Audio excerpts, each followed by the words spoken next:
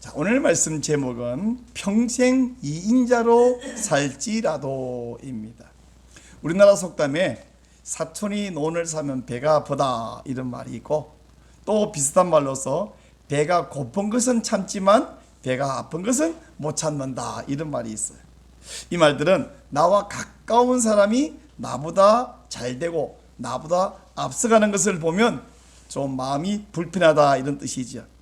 자, 여러분이 생각해 보세요. 여러분 아주 가까운 사람이 있는데 그 사람이 한 번도 아니고 매사에 나보다 앞서고 나보다 잘되고 나보다 높은 자리 차지하고, 여러분은 아무리 노력해봐도 그 사람을 못 쫓아가겠고 맨날 그 사람 뒤처지고 두 번째 자리만 있어야 되고, 심지어는 그 사람 옆에서 그 사람을 섬겨줘야 되는 상황이 된다면 여러분 마음이 어떨까요?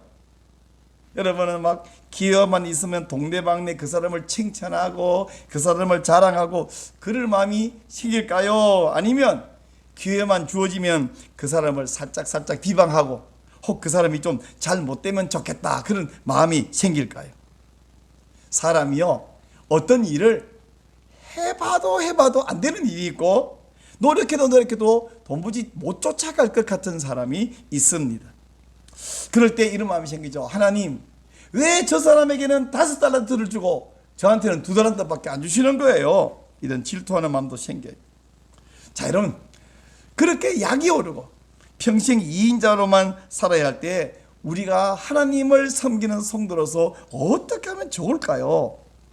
또 우리가 어떻게 해야 하나님이 기뻐하실까요? 오늘 우리에게 주신 이 말씀 가운데 하나님 잘 가르쳐 주고 계십니다. 아론의 이야기를 통해서 오늘 평생 이인자로만 살아야 할 때 어떻게 어떤 모함으로 사는 것이 하나님이 기뻐하는 모습인가 한번 말씀을 들어보시죠. 아론은 모세보다 3살 위의 형이에요. 모세가 막 태어났을 때 아론이 3살 됐을 때인데 그때는 영아 살해의 시대였습니다. 무슨 얘기냐면 애굽의 바로가 무지막지한 행정명령을 내렸는데 너희 히브리 노예 민족이 아들을 낳거든 직접 부모가 나일강에 던져서 죽여라 이렇게 명령했어요. 자, 그때 모세가 태어났는데 아기를 강에 던져 죽여야 되는데 어머니 요게벳의 기지로 이 모세는 이집트 공주의 아들로 왕자로 입양되었습니다. 그래서 안심하고 기를 수 있었어요. 어릴 때 아론은 아마도 공주가 제공해주는 다른 아이는 못 입는 멋있는 옷을 입고 자라는 모습을 지켜보았을 거예요. 근데 형이 멋있는 옷을 입으면 어때요? 동생이 좀 얻어 입을 수 있는 혜택이 있잖아요. 근데 동생이 멋있는 옷을 입었어요. 그 옷이 좀 작아지거나 낡아져도 그걸 형이 얻어 입을 수가 없는 거잖아요. 그런 혜택이나 그런 좋은 점이 하나도 없었습니다. 자, 어느덧 나이가 들어서 모세가 왕궁으로 들어갔습니다. 아론의 가족은 어머니와 아버지와 누이 미리암이 함께 하나님이 은혜를 주시면 이 모세를 통해서 우리 히브리 민족을 구원하리라 기대를 해봤어요. 10년, 20년, 30년, 40년 어느 날 소식이 들렸는데 모세 이야기가 하루 잠깐 들려오더니 그 다음날 모세가 도망을 가버렸대요. 소문이 막 전국에 쫙 퍼졌습니다. 그러더니 다시는 모세 소식이 들려오지 않는 거예요. 히브리 민족은 계속해서 노예로 계속해서 강제 노역에 시달렸습니다. 너무나 고통스럽고 힘들어서 그 부르짖음이 하늘에 사무치고 하늘에 가득 찼습니다. 그렇게 해서 모세 이야기는 들려오지 않고 30년, 40년 지나가요. 근데 아론이 나이가 83세, 완전 노인이죠. 되었을 때 어느 날 하나님이 아론에게 나타났습니다. 그리고는 아론아, 모세를 만나러 광야로 가거라.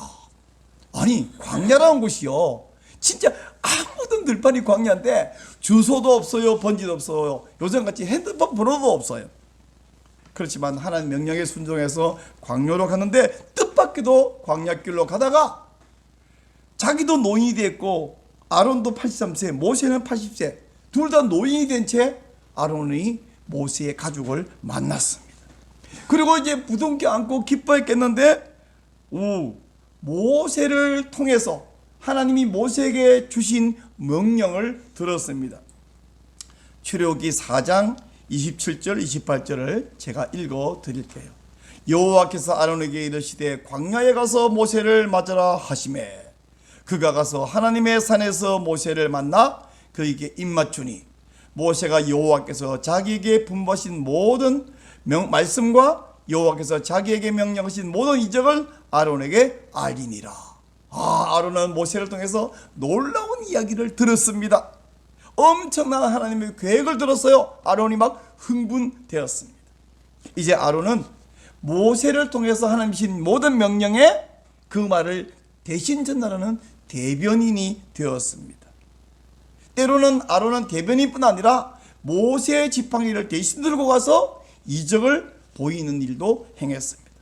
사람들은 모세를 부를 때 언제나 모세와 아론, 이게 관용구가 됐어요. 모세와 아론. 모세와 아론은 동등한 입장에 서게 됐어요. 근데 늘 모세와 아론은 모세와 이러다가 모세가 결정적으로 하나님을 만나러 갈 때는 아론은 두고 혼자 만나러 가요. 혼자 기도하고 혼자 만나고 돌아와서는 하나님 이렇게 말했습니다. 그러면 그 말씀을 전달하고 또 그 시기로도 행동하고. 자, 아론은 왜 형인데 언제나 모세가 받아온 말을 전달하는, 내가 무슨 기계도 아니고 앵무새도 아닌데 그걸 대변만 해야 되나? 나는 내가 형인데 왜 맨날 모세가 시키는 대로 그 말을 들어야 하나? 이런 고민 아론이 했을까요? 안 했을까요? 그러다가 한 번은 진짜 모세가 없는 상황에서 큰 문제가 발생해 버렸어요. 이스라엘 백성들이 출애굽을 했어요. 홍해를 건넜어요. 광야에 들어왔습니다. 시나이 광야, 일명 시내 광야에 들어왔는데 모세가 하나님 만나러 가요. 시내산 꼭대기로 올라가 버렸습니다.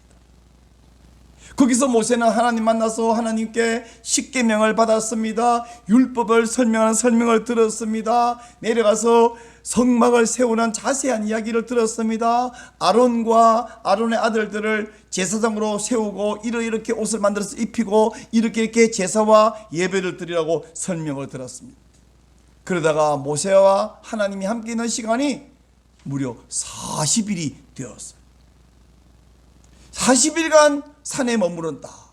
근데요, 보통 사람이 일주일 지나면요 목이 말라 죽어요. 열흘 좀 지나면 다 죽어요. 근데 모세는 지금 물도 안 흐르고 먹을 것도 없는 그 메마른 바위산 꼭대기에 올라갔잖아요. 백성들이 보니까 모세가 그저 한 3일간 기도하고 오는 것이 아니라 10일, 20일, 30일 모세가 안 내려옵니다. 백성들은 아론에게 와서 우리의 지도자 모세가 어떻게 된 건가요? 아론이라고 압니까? 모르고 답답한 것은 아론이 더 답답해요. 지금 모세가 사라졌으니까. 그래서 인도자 모세의 생사를 모르는 이 상황에서, 자, 여러분이 아론이라면 어떡할까요? 그 상황에서 아론이 늘 2인자로 살았는데 자기가 드디어 1인자가 되어서 기분이 좋았을까요? 당황스러웠을까요? 기분이 좋았든지 당황스러운 상관없이 지금은 자기가 이제 이 백성을 이끌어야 되고 인도해야만 되는 상황이 되었습니다. 그래서 할 수 없이 먼저 여호와 하나님을 상징하는 상징물로 금송아지를 만듭니다. 출애굽할 때에 이 노예로 살던 사람이 옆에 있는 애굽 사람들에게 막 금, 은, 보화 다 이렇게 얻어왔잖아요. 그 금 귀고리를 다 내놔라. 열심히 헌납을 했습니다. 그걸 녹여서 금송아지를 만들고 백성들에게 이것이 바로 너희를 애굽에서 인도해낸 여호와다, 그렇게 선언을 했습니다. 지도자를 잃어버렸다가 다시 지도자와 자기의 신을 가지게 된 백성들은 막 좋아서 기뻐하며 춤을 추며 노래를 했어요. 물론 하나님은 진노하셨죠. 모세에게, 야, 네가 인도한 저 백성이 지금 방자하고 지금 타락했다. 산에서 내려온 모세는 이 모습을 보고 십계명 2돌판을 깨뜨려 버렸습니다. 그리고는 이런 방자한 행동을 아론을 꾸짖습니다. 여러분, 아론은 지금 억울해요. 지금까지 여러분, 야, 아론이 참 나쁜 짓을 했구나 이렇게만 생각했나요? 입장을 바꾸고 생각하면 억울해요. 아니, 모세가 올라갈 때 며칠만 기다리라고 설명도 안 하고, 뭐 어떻게 언제 되고 있다 약속도 안 하고 그냥 기도하러 가더니 안 오잖아요. 30일쯤 지나보세요. 이제 모세가 죽었다고 누구나 생각하죠. 그래서 모세는 죽었을 것 같고, 이 상황에서 백성들은 막 독촉을 하고 방법이 없는데 제가 어쩔 수 없어 이렇게 송아지를 만들고 이걸 상징물로 내걸고, 그때는 뭐 법궤도 없을 때였어요. 언약궤도. 그래서 앞으로 이 백성 이끌어 가려고 이렇게 했습니다. 변명을 했지만 변명이 뭐 소용이 있습니까? 백성들에게 하나님이 큰 심판이 내렸습니다. 다행히 그 뒤에 뒷수습은 모세가 다 했고, 하나님도 더 이상 아론에게 이 문제에 대해서 책임 추궁을 하지는 않으셨어요. 모세가 다시 시내산에 올라갔습니다. 40일 있으면서 새로운 돌판을 받아 내려왔고, 그 뒤로는 이제 일사천리 성막을 짓고, 또 아론과 그의 아들들에게 제사장의 옷을 입히고 성막에서 날마다 제사를 드리면서 하나님을 섬기게 했어요. 아들들과 달리 아론에게는 특별하게 만든 특별한 대제사장의 옷을 입혀서 기름 부어서 대제사장을 만들어 주었어요. 그 후에 하나님이 모세에게 말씀하십니다.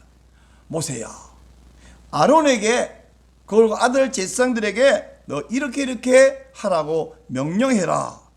뭐라고 하냐면 그 말이 바로 오늘 함께 읽었던 민수기 6장 24절, 25절, 26절에 있는 말씀인데, 매일 아침 번제 예배를 드리고 나면 아론과 그의 아들들이 하나님 앞에 거룩하게 손을 들고 이 축복을 낭송하면서 백성들을 축복하라 하는 축복문을 알려주셨습니다. 이 축복문의 내용이 이겁니다. 여호와는 네게 복을 주시고 너를 지키시기를 원하며, 여호와는 그의 얼굴을 네게 비추사 은혜 베푸시기를 원하며, 여호와는 그 얼굴을 네게로 향하여 드사 평강 주시기를 원하노라. 근데 여러분 성경 읽으면 원하노라 뒤에 할지니라 하라 이게 됐어요. 무슨 말이냐면 여호와는 너에게 평강 주시기를 원하노라 라고 할지니라 하라, 이 말은 모세 네가 아론에게 그의 아들들에게 이렇게 말하라고 시켜라 라고 하나님이 말씀하셨다, 이런 뜻이에요. 자, 여러분, 이거 얼마나 엄청나고 놀라운 특권입니까? 사람이 하나님의 이름으로 백성들에게 복을 빌어줄 수 있는 권세를 가졌다. 이 전 세계에서 하나님 계시고 백성 계시면 그 중간에서 하나님 바로 밑에 있는 사람이 바로 이 사람이에요. 이보다 더 큰 축복이 어디 있어요? 에? 내가 축복하면 다 사람들이 복을 받는다. 그 정도 특권을 가진 사람이 어디 있어요? 그죠? 엄청난 복입니다. 근데 아론과 그의 아들 제사장들이 하나님의 이름으로 복을 빌어주는 이 엄청난 내용, 엄청난 명령을 하나님이 아론에게 직접 말씀하시면 얼마나 좋겠어요. 근데 이 놀라운 내용, 이 엄청난 내용을 하나님이 아론에게 좀 말씀하면 좋겠는데, 아론이 대제사장인데 아론에게가 아니라 모세에게 말해서, 모세가 아론에게 말해서 아론이 그렇게 시행하도록 명령하셨다는 거예요. 아니, 하나님은 왜 다른 건 몰라도 이런 정도의 명령은 아론에게 해야 될 것 같은데 직접 안 하고 모세를 통해서 말씀을 전해 주실까요?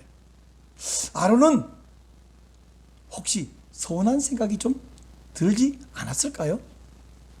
사실 한 번은 약간의 문제가, 해프닝이 있긴 있었어요. 민수기 12장에 가면요, 미리암과 아론이, 미리암은 모세의 누이잖아요. 옛날에 그 갈대 상자에 아기 모세 담아놨을 때 그 옆에 지켜보고 있다가 공주에게 달려가서 제가 유모를 구해드릴까요? 했던 그 발칙한 소녀. 발칙하다는 말은 제가 재미있게 표현한 거고 사실은 목숨을 걸고 헌신한 소녀잖아요. 이 미리암하고 아론이 모세가 구스 여인을 아내로 맞은 것에 대해서 비방을 한 사건이 있었어요. 근데 그 사건에서 하나님의 벌을 받아서 온몸에 하얗게 나병이 발생해 버린 것은 아론은 아니고 미리암만 그랬어요. 모세가 간절히 기도해서 하나님이 미리암을 용서해 주지만 일주일 후에 진 밖에서 들어오도록 해줬는데, 그날 나병이 발병한 것은 미리암만 발병했고 아론은 발병하지 않았어요. 거기서 뭘 알 수 있냐면 그 사건의 주동자는 미리암이었고 아론은 그저 옆에 있는 동조자 정도였지 자기가 나서서 비방한 것은 아니었구나, 이것은 알 수 있습니다. 이처럼 아론은 늘 모세, 3살 밑에 있는 자기 동생 모세의 리더십을 인정했습니다. 바로 이런 모습, 아론의 모습에서 우리는 뭘 봤냐면, 우리는요 나와 비교되는 사람, 어쩌면 나보다 좀 아랫사람, 나랑 똑같은 사람, 이런 사람이 나보다 잘나고 나보다 앞서고 나보다 높은 직책 차지하고 이래야 될 때 우리가 어떤 태도를 보여야 하는가 하는 정답을 여기서 발견할 수 있습니다. 이후에 한 번은요, 아론은 이보다 더 놀라운 또 하나의 경험을 했는데, 모세와 아론의 사촌이 있어요. 사촌 알죠? 사촌은 우리 아버지가 저희 아버지가 달라요. 할아버지는 같은 할아버지예요. 그죠? 근데 사촌인 고라라는 사람이 있는데, 이 고라가 전국에 있는 지도자 250명을 동원해 가지고, 지도자, 백성 말고 지도자 250명을 동원해 가지고 이 패거리가 모세와 아론에게 반란을 일으켰어요. 왜 니들만 잘났다고 백성 앞에 잘난 척하냐? 근데 이 일로 말미암아 하나님의 큰 심판이 임했습니다. 땅이 입을 벌려서 고라 일당을 삼켜버렸어요. 그리고 온 백성 가운데 삽시간에 전염병이 확 퍼져서 14,700명이 죽었습니다. 그리고 이어서 하나님이 누가 내가 선택한 지도자인지 보여주겠다. 너희 온 이스라엘에서 12지파에서 우두머리 한 명씩 각자 지팡이를 가지고 와라. 그 당시 사람들은 옛날 다 걸어다니까 누구나 다 지팡이가 있으니까 그 지팡이에 이름을 새겨서 가지고 와라. 근데 레위 지파에는 모세가 아니라 아론의 지팡이를 제출하게 했습니다. 아론 이름을 새겨서 지팡이 제출했는데, 이 12개 지팡이를 지성소에 가져다 놓았어요. 이튿날 아침에 가서 지팡이를 보니까 12개 가운데 한 지팡이, 지팡이라는 것은 딱딱하고 메마른 죽은 나무잖아요. 근데 죽은 나무 지팡이에서 한 개가 거기에 우미 돋고 싹이 나고 꽃이 피고 살구 열매가 맺혀 있었어요. 그 살구 열매 맺힌 지팡이를 보니까 아론의 이름이 새겨진 아론의 지팡이였습니다. 이것을 통해서 하나님께서는 아론이 바로 내가 택한 지도자이고 대제사장으로 내가 세운 사람이다 하는 것을 증명을 눈에 보이게 해 주셨어요. 여러분, 아론에게 이런 복을 주셨습니다. 아론은 비록 자기가 동생 모세보다 3살 많은 형이지만 일평생 이인자로, 일평생 섬기는 자로, 가장 중요한 말도 모세가 아론에게 전해주면 그 말을 대신 전하거나 그대로 행동하는 이인자로 살았어요. 그러나 아론은 한 번도 나는 왜 형인데 동생을 섬기는 따까리 노릇이나 하고 시다바리 노릇이나 해야 합니까? 이렇게 불만한 적이 없어요. 애굽에서는 아론이 모세의 말을 대신 전해주는 대변인이었고, 광야에 들어온 이후에는 그가 지성소에 들어가서 하나님 말씀입니다. 지성소에는 아론만 들어가요. 아론만. 물론 아론이 죽은 후에는 아들 대제사장이 또 들어가겠지만 어쨌든 대상 한 사람만 지성소에 들어갈 수 있는 이런 특권을 받았습니다. 이처럼 아론은 그 온 백성 가운데 그 누구보다 하나님 가까이서 섬기는 이런 복을 받았고, 백성들이 하나님께 예물을 바치면 그 예물 가운데 고기나 곡식이나 이런 가장 거룩한 성물은 누가 먹었냐면 아론과 그의 온 가족이 먹었어요. 하나님께 바친 제물을 아론 가족이 먹었다는 이야기는 아론과 그의 가족은 하나님의 가족이다. 우리 왜 아버지가 돈을 벌어오고 빵을 가져오고 밥을 가져오면 온 자녀들이 나눠 먹잖아요. 하나님께 바친 것을 아론이 먹었단 말은 아론의 가족들은 하나님의 가족이라는 뜻이에요. 또 아론과 또 아론의 대를 해서 대대로 그의 후손이 대제사장이 되는 복을 받았습니다. 즉 대제사장은요, 하나님이 계시고 온 백성에서 중간에 서 있는 사람이 대제사장이에요. 그래서 손을 들고 하나님의 이름으로 복을 빌어주는 거예요. 나중에 수백 년이 흐른 후에 왕이 세워졌을 때, 왕정시대에는 왕이 전쟁에 나가야 되는지 말아야 되는지 여러 중요한 결정할 때 대제사장을 찾아가서 제가 어떻게 하면 되나요? 하는 뜻이 무엇인가요? 그러면 대제사장이 성소에 들어가서 성막에 나타나는 하나님의 음성을 듣고 그 표시를 보고 하는 뜻이 무엇이다 대신 알려주는 이런 역할도 했습니다. 여러분, 아론은 대제사장으로 40년간 섬기면서 이제 83세기의 모세를 처음 만났는데 123살, 나이가 숫자가 정확히 1, 2, 3이에요. 그죠? 123살 될 때까지 건강하게 살았습니다. 아론이 123살이 되었을 때 한 번은 모세가 아론과 아론의 아들 엘르아살 둘을 데리고 호르산에 올라가라 그랬어요. 123살 노인이 산꼭대기에 올라갈 힘이 있을까요? 있었어요. 그래서 올라갔습니다. 그리고 산꼭대기에 올라가서 이제 아론의 대상 옷을 벗겨서 아들 엘르아살에게 입혀라. 그래서 입혔습니다. 그리고는 아론은 거기서 죽었어요. 아니, 방금 산에 올라올 힘이 있어도 이게 죽었어. 다시 말하면 아론은 아파서 죽은 것이 아니라 힘이 멀쩡한데 하나님이 데려가시기 때문에, 이제 데려갈 때가 되었기 때문에 죽은 거예요. 죽기 직전까지 산에 오를 만큼의 건강과 힘이 있었습니다. 아론은 평생을 동생의 대변인으로 선택받아서 섬기는 2인자가 되었지만, 그는 모세 동생인데 업신여기에 제 동생이에요 이렇게 업신 여긴 적이 없고, 모세의 권위에 도전한 적도 없고, 네가 비키고 내가 1인자 될리 그런 적이 없어요. 아론은 2인자 자리가 하나님이 내게 주신 분복이다, 하나님이 정해주신 내 위치다, 이것을 받아들이고 감사하면서 살았습니다. 그렇게 살았던 아론은 40년간만 엄청나게 복을 받은 것이 아니라 그의 아들, 손자 대대로 대제사장으로 하나님 섬기는 엄청난 복을 받았어요.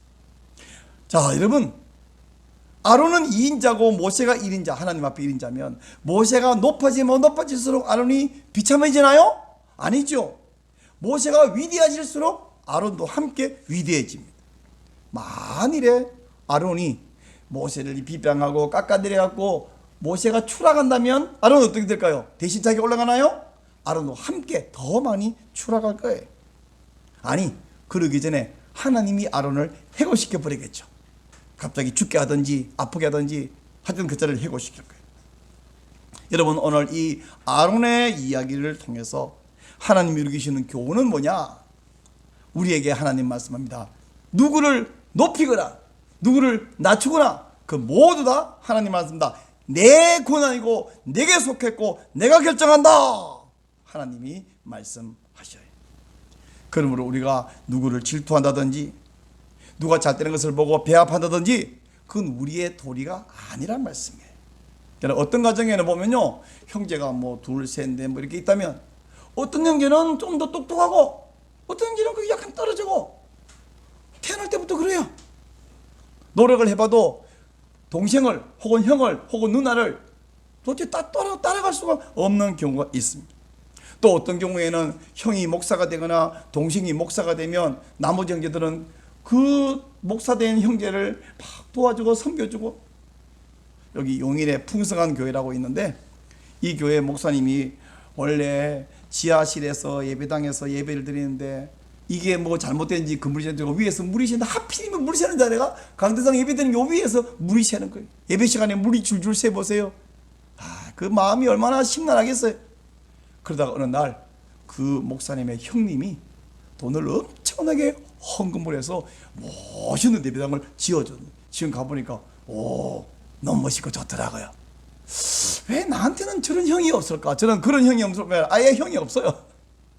근데 그렇게 형이 동생 목사님으로서 크게 헌신해주는 이런 것을 보면서도 질투할 게 아니고, 부러워는 할 수 있겠지만 질투하는 거 아니고, 아이고 참 좋다, 감사하다, 이것이 우리의 바른 태도죠. 형제만이 아닙니다. 그냥 학교 같이 다니고 또래 친구들 가운데도 이런 유사한 일이 벌어질 수 있어요. 어떤 친구는 처음부터 머리가 좋아. 아무리 노력해도 따라갈 수도 없습니다. 평생 그 사람 옆에서 잘 되는 것을 지켜보고 박수 쳐줘야 되고 그 사람이 2인자 노릇밖에 못할 수 있어요. 근데 이런 경우에 형제든지 뭐 친구든지 하여튼 나랑 비슷한 사람이 나보다 맨날 잘 되고 맨날 앞서가면 마음속에 약간 약이 오르고 질투심이 생기고 때로는 배가 아플 수 있어요. 그러나 생각을 한번 바꿔봅시다. 내 형제인데 나랑 아주 친한 친구인데 걔가 막 잘 되면 나한테 손해가 올까요? 이익이 올까요? 약간의 마음이 질투심이 생긴 거 빼면 내 친한 사람이 내 친한 친구가 내 형제가 잘 되면 잘 될수록 내게 어떤 혜택이 오지 손해는 없어요. 그러니까 친구 덕분에 내가 2인자가 되면 그 사람이 아주 잘 되면 나보고 어이 친구 자네 이 역할 좀 맡아서 날 좀 도와주게. 어이 고맙지. 남은 그 자리에 올라가고 싶은데 친구가 그 자리에 세워주는데요. 친형제가 아주 잘 되면 얼마나 좋습니까? 그러므로 그런 형제나 그런 친구가 있어갖고 내가 2인자 맡으면요 모든 사람이 그 2인자 자리를 사실은 부러워하고 탐내고 갖고 싶은데 나는 그 친구 덕분에 그 형제 덕분에 2인자가 되었다. 얼마나 좋아요. 그러므로 그 1인자를 밀어 올려야지 끌어내릴 일이 아니라 이 말씀입니다. 지난주 화요일에 대전에서 엄청난 역사적 사건이 있었습니다. 전국 17개 광역 시도 악법 대응 본부를 출범했어요. 근데 대표회장을 우리 오종호 목사님, 대전 세로남교회 오종호 목사님이 맡으셨는데 이 대표회장 오 목사님이 사무총장 최강희 목사가 해주세요. 딱 찍어서 말씀하는데 알겠습니다. 저는 열심히 섬기겠습니다. 사실은 전국 단위의 악법 대응 본부 이게 막 신나고 재미있다기보다 아주 어려운 투쟁을 해야 되는데 이 일에 사무총장직을 맡아달라고 중책을 제가 맡아서 섬기게 됐는데 감사할 따름이죠. 지금 우리나라 국회 특별히 지금 더불어민주당에 있는 윤호중 비상대책위원장이 차별금지법 포괄적 차별금지법을 막 통과시키겠다고 이게 통과되면 제가 자주 말하잖아요. 성경이 불법한 책이 되고 하나님과 목사와 성도가 다 불법한 사람이 만드는 이런 법을 만들려고 시도하는데 이걸 막아내야 되는데 여러분도 함께 이것을 위해서 기도해 주시기를 바랍니다. 자 여러분 내가 2인자 자리를 맡았다면 이 일 때문에 질투하거나 약오를 일이 아니라 하나님께 감사하시기를 바랍니다. 사실 1인자 자리는 책임이 무거워요. 그래서 2인자는 훨씬 가볍고 쉽습니다. 그리고 2인자 자리는 1인자가 비교하면 내가 2인자지만 나머지 사람들이 볼 때는 그 2인자는 모두가 추앙하고 부러워하는 자리예요. 2인자만 되어도 하나님께 받은 복이 아주 큽니다. 2인자 자리에 앉은 것을 감사하는 것은요 사실은 인생이 아무리 잘 나와도 내 위에 누가 있어요? 하나님이 계시잖아요. 2인자 자리에 감사하는 것은 1인자 되시는 하나님을 모시고 하나님께 순종하고 하나님께 충성하는 훈련과 연습이 되기도 합니다. 그러므로 오늘 말씀의 제목이 평생 2인자로 살지라도인데 여러분이 평생 2인자가 되어 살지라도 하나님께 감사하며 하나님과 동행하는 여러 성도들이 되시기를 축원합니다.